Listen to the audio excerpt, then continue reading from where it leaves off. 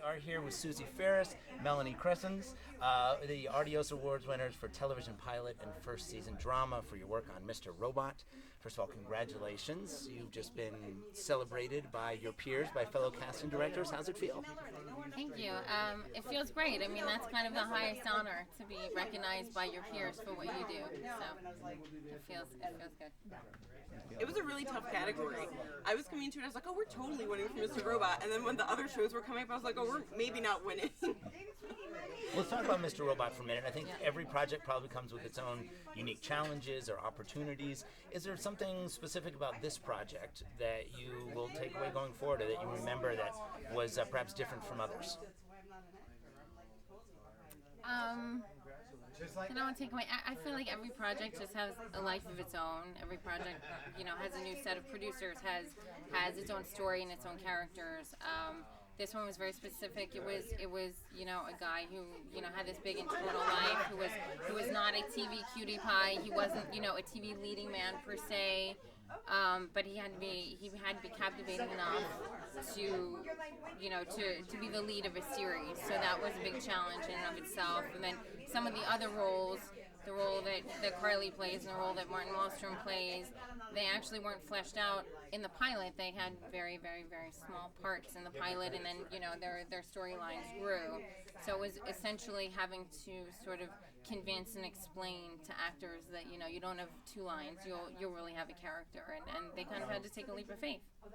Yeah. And for you, anything specific about this project? For me, I just haven't done many drama pilots, and it's funny. It ended up being one of my favorite casting experiences. Why? Partially because Susie was like the best boss I ever had. But I loved the script. And I really liked the sides for each part. Like, I feel like every pilot, there's like one role that you're like, ugh, when you have sessions for that role. I loved every single role, so. I've asked this question to other people before, but I'd love to hear the answer, because it addresses sort of why you got into casting in the first place. This is such a collaborative art that we do. Storytellers, whether they're actors, writers, directors, casting directors. What about casting appealed to you as a storyteller? Why get into this aspect of the business? Well, I have an accounting degree from NYU, so I worked on Wall Street for a couple years. It doesn't seem like a likely transition, but I started to take acting classes when I left Wall Street, and I realized that was not for me at all, as you could witness from out there. But I really loved watching the actors, and everyone came in with a different talent, and I just always thought, oh, I wish I could do something with that person, and that really led me to find my way into casting. How about for you? Mine's kind of a long story. I'll try to make it short.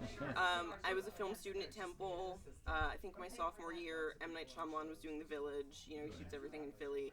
And there were like open casting calls in the paper. I went and I just wrote on the card, like, I'm a film student. I just want a job. I'll do anything. I'll make you coffee. And I ended up getting a call from the casting director. Long story short, I worked for her, and I really loved it. And then in college, I just started casting everyone's like senior films, and then I moved out to LA and just got into casting. I liked it. I don't know. I liked it. And now here you are, Artios Award winner. So congratulations once again. Thank you so much. Thank you for your time. I really appreciate it. And enjoy the rest of the night. Thanks.